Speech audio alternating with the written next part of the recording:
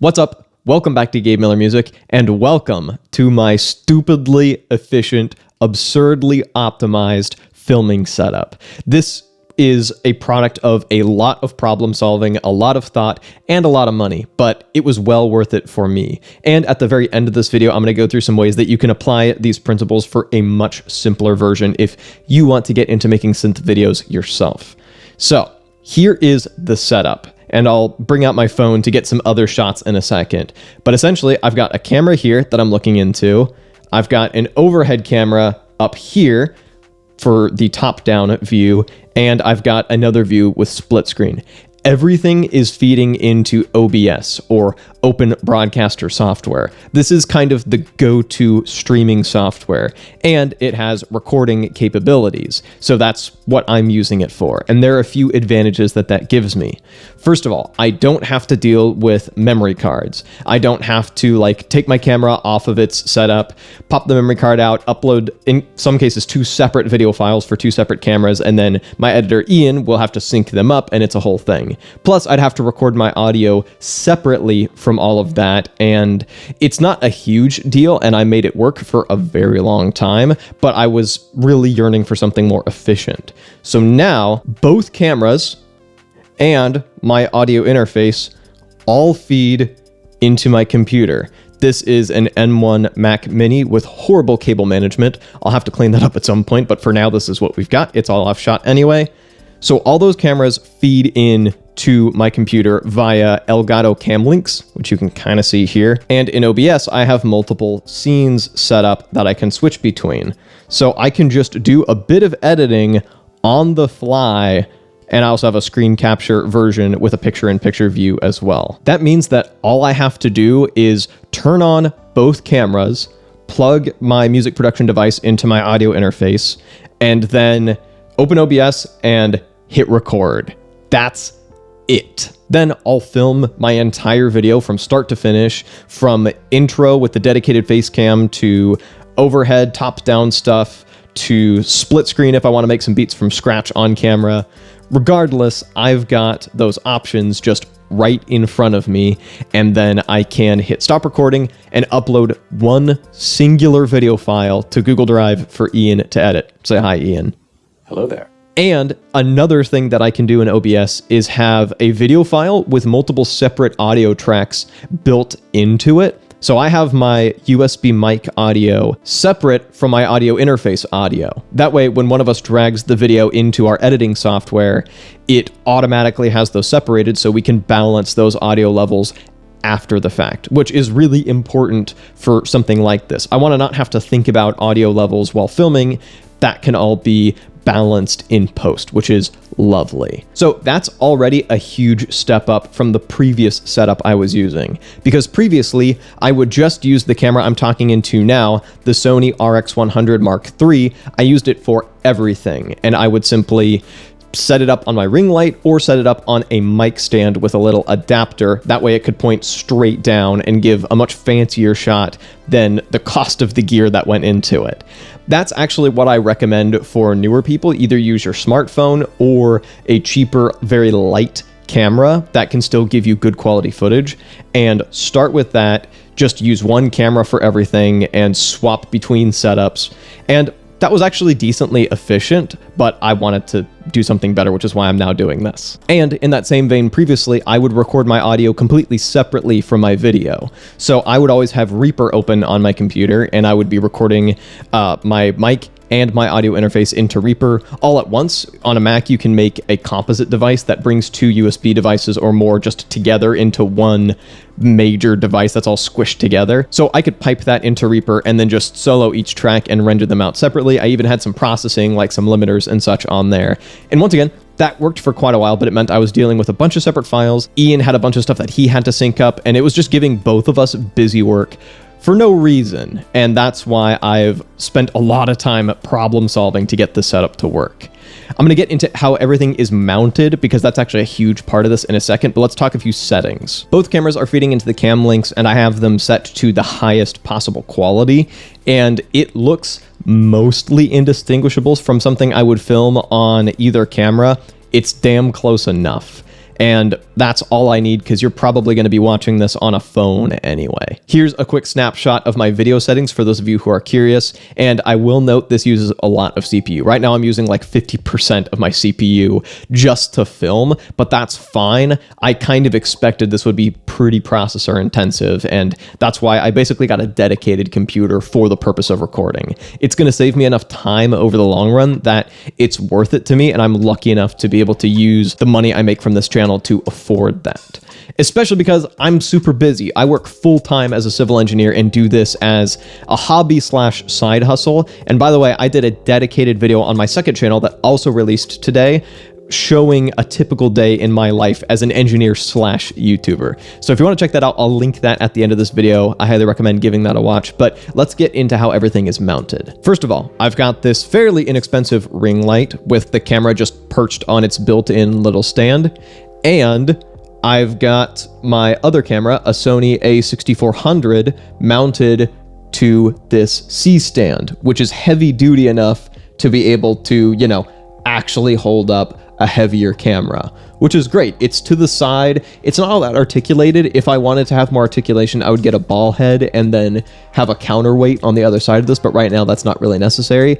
And then I do have my cables somewhat managed to be relatively out of my way. They only get messy when they hit the computer, which is like the central brain of the whole setup.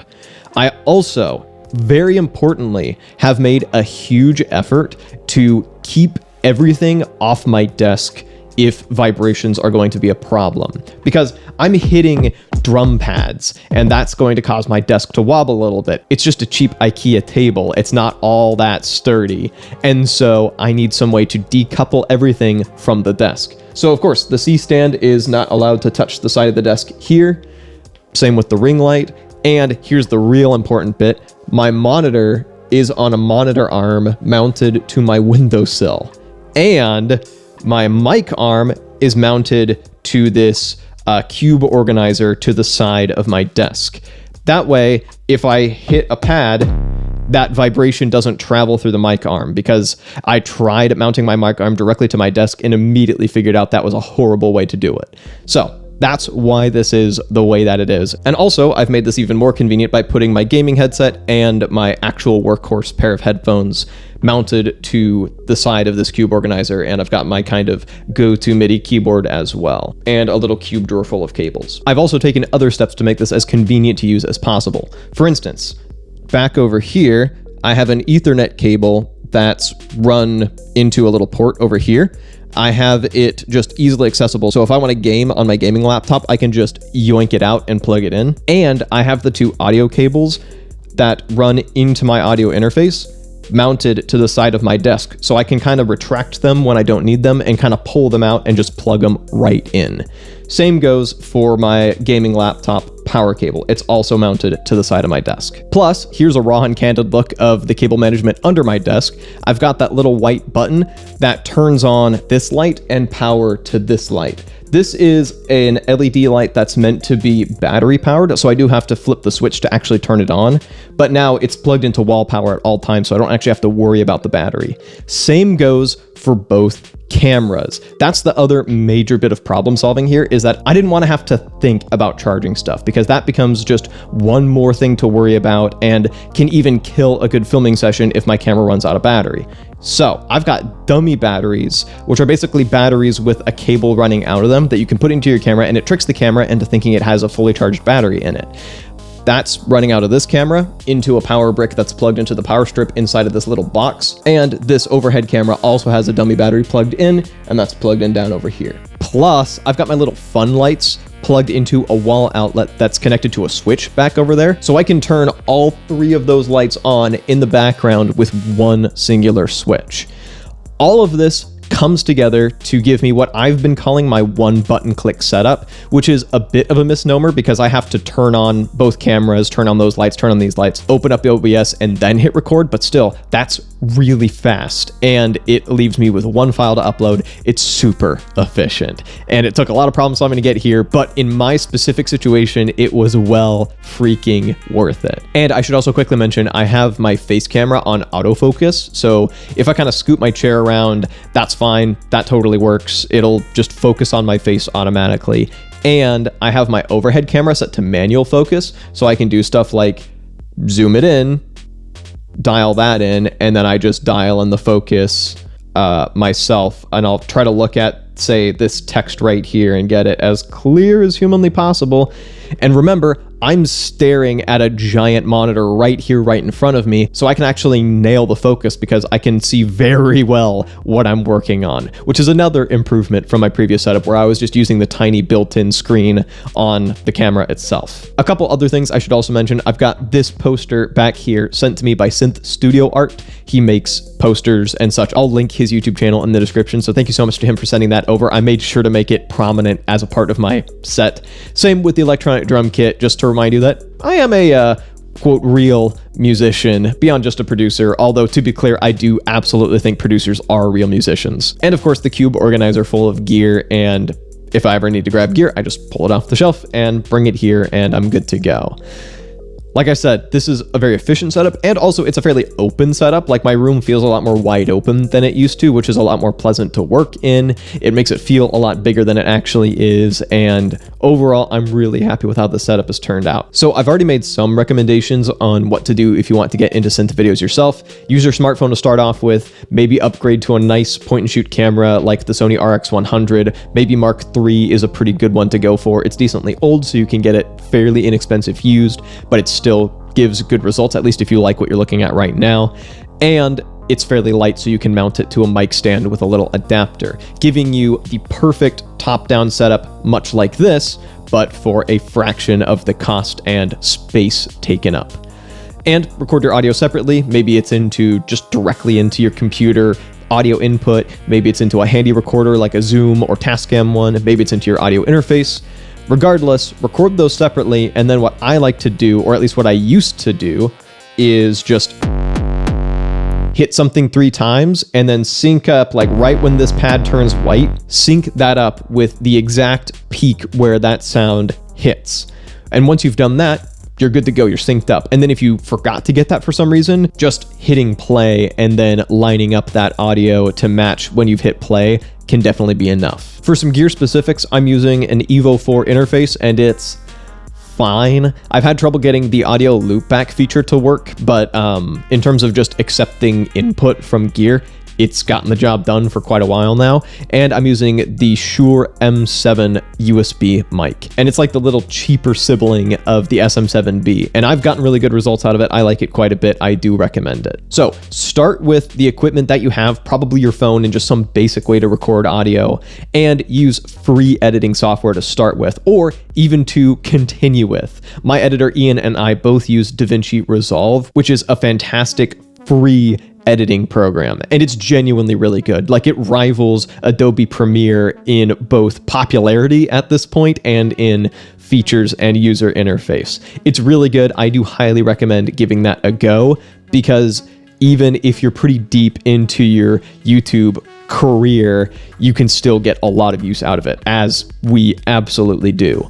I should also note, if you're filming on a smartphone, a lot of smartphones will film in what's called variable frame rate, which basically fluctuates the rate at which it films depending on the lighting and how it changes, which can be really difficult to deal with and really freaking annoying, because it'll mean that if you drag it into your editing software, most editing programs don't know what to do with it, and so your audio will actually start to drift out of sync with the video. To fix this, get the free software Handbrake and run your video through it, and there are tutorials out there to change the settings to force it into a constant frame rate. That should allow you to sync your audio perfectly every time and not have it drift out of sync over time. That's what I would recommend starting with. It's a little bit of a pain, but it's not too bad. Also, while my M1 Mac Mini was intended to be a music production machine as well as a video capture device, I still use my gaming laptop quite a bit for music production. It's portable and it's got all my stuff installed already and a bunch of projects that I'm already in the middle of. So I still use it a good bit for production stuff, and I want to make videos with it. So here's what I do. I have this headphone splitter here. I run this out of the headphone jack of my laptop, and then into one of these I run my headphones, and into the other one I run this cable converter that came with my Polyand tracker. and I plug these into my audio interface. That way I can record my laptop audio directly into the one button click filming setup, and then the only thing we have to sync is the OBS footage of my screen capture on my laptop that's sitting here, and then my face cam footage that is what you're looking at now. That's a bit janky, but it works for this very specific situation. Before that, I would just record everything on my laptop itself and then record my video completely separately, or just not record video at all and just do screen capture and audio only, which worked fine.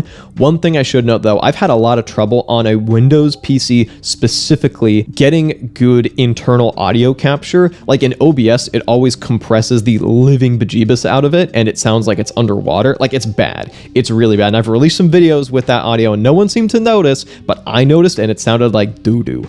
So to get around that, I'll record the internal audio separately in Audacity, and it's always given me really clean results. It's a convoluted setup and I have to sync it up after the fact, but once again, it works. And that's the big thing I want to put in your brain. You don't need an absurdly optimized setup like this one, because even this one's not perfect and there's still some jank that I have to work with, but I'm happy to work with because I just really like making videos. There is a ton of jank that you can put up with behind the scenes and still get a good result on the other end. And if you do it right, your audience will never even know that the setup was janky.